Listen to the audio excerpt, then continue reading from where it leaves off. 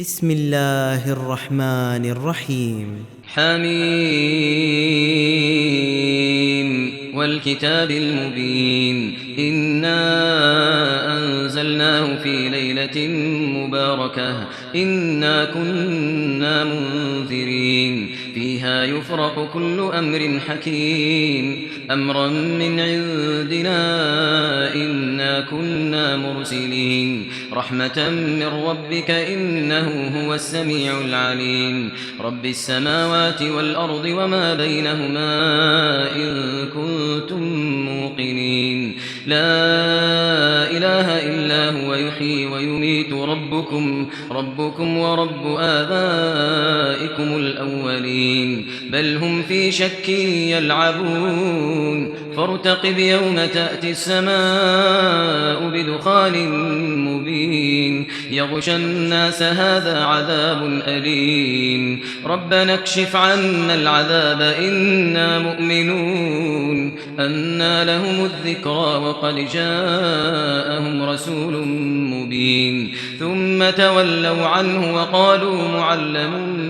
مجنون إنا كاشف العذاب قليلا إنكم عائدون يوم نبطش البطشة الكبرى إنا منتقمون ولقد فتنا قبلهم قوم فرعون وجاءهم رسول كريم أن أدوا إلي عباد الله إني لكم رسول أمين وأن لا تعلوا على الله إني آتيكم بسلطان مبين وإني عذت بربي وربكم أن ترجمون وإن لم تؤمنوا لي فاعتزلون فدعا ربه أن هؤلاء قوم مجرمون فأسر بعبادي ليلا إنكم متبعون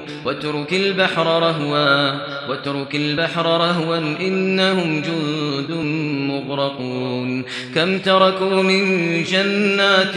وعيون وزروع ومقام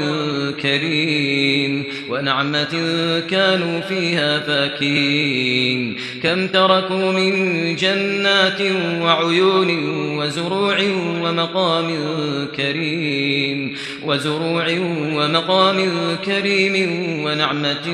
كانوا فيها فاكهين كذلك وأورثناها قوما آخرين فما بكت عليهم السماء والأرض وما كانوا منظرين ولقد نجينا بني إسرائيل من العذاب المهين من فرعون إنه كان عاليا من المسرفين ولقد اخترناهم على علم على العالمين وآتيناهم من الآيات ما فيه بلاء مبين إن هؤلاء ليقولون إن هي إلا موتتنا الأولى وما نحن بمنشرين فأتوا بآبائنا إن كنتم صادقين أهم خير أم قوم تبع والذين من قبلهم أهلكناهم إنهم كانوا مجرمين وما خلقنا السماوات والأرض وما بينهما لاعبين ما خلقناهما إلا بالحق ولكن أكثرهم لا يعلمون إن يوم الفصل ميقاتهم أجمعين يوم لا يغني مولى عن مولى شيئا ولا هم ينصرون إلا من رحم الله إنه هو العزيز الرحيم إن شجرة الزقوم طعام الأثيم كالمهل يغلي في البطون كغلي الحميم خذوه فاعتلوه إلى سواء الجحيم ثم صبوا فوق رأسه من عذاب الحميم ذق إنك أنت العزيز الكريم إن هذا ما كنتم به تمترون إن المتقين في مقام أمين في جنات وعيون يلبسون من سندس وإستبرق متقابلين كذلك وزوجناهم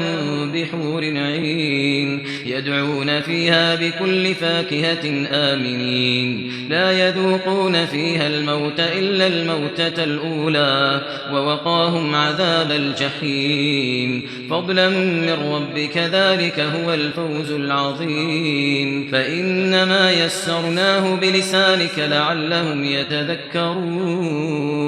فارتقب إنهم مرتقبون